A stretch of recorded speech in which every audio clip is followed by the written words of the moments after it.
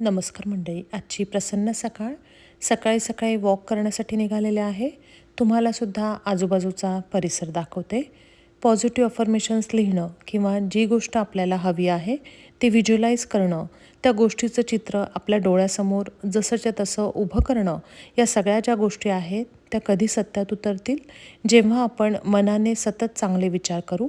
चांगले कर्म करणं म्हणजे दुसऱ्यांसाठी आपण सगळ्या चांगल्या गोष्टी करत असतो, पण मनात त्यांच्याबद्दल जर वाईट विचार आपण करत असू तर ते बरोबर नाही. मनाने पण चांगले कर्म आपल्याला करायचे आहेत. मनात पण चांगले विचार आणायचे आहेत. यासाठी सगळ्यात चांगला मार्ग नामजपाचा आहे. तुम्ही रामनामाचा जप, स्वामींचा जप, विठ्ठलाचा जप, श्रीकृष्णाचा जप करून बघा.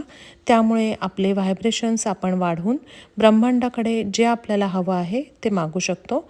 कारण तुम्ही सांगितल्याप्रमाणे 2 तास अफर्मेशन्स लिहिली आणि बाकीचा संपूर्ण दिवस दुसऱ्यांना दोष देणं, स्वतःला कमी लेखणं, चिडचिड करणं, हे सगळं जर करत असाल तर अफर्मेशन्स लिहिण्याचा काहीच उपयोग होणार नाही.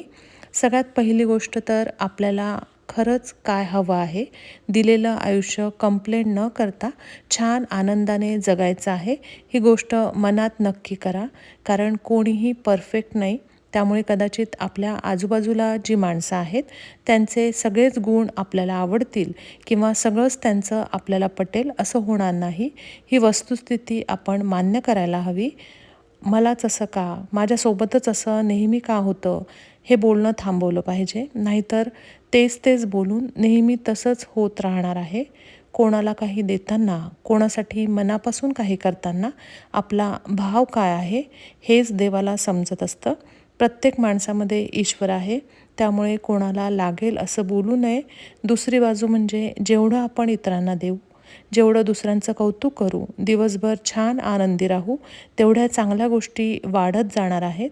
अफर्मेशन्स लिहिण्याच्या आधी थोडा आपल्यामध्ये आपण नक्कीच बदल करायला हवा. म्हणजेच अफर्मेशन्स लिहिण्याचा चांगला फायदा दिसून येईल.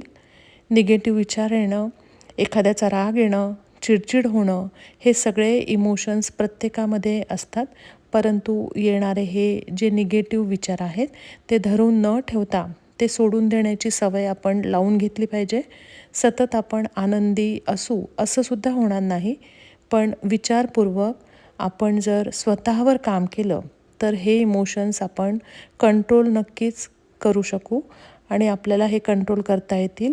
सगळ्यांनाच म्हणजे सगळ्यांनीच आपल्या म्हणण्याप्रमाणे वागायला हवं. हा अट्टाहास आपण सोडला म्हणजे खूप सोपं होईल. तुम्हाला वाटेल हे बोलणं सोपं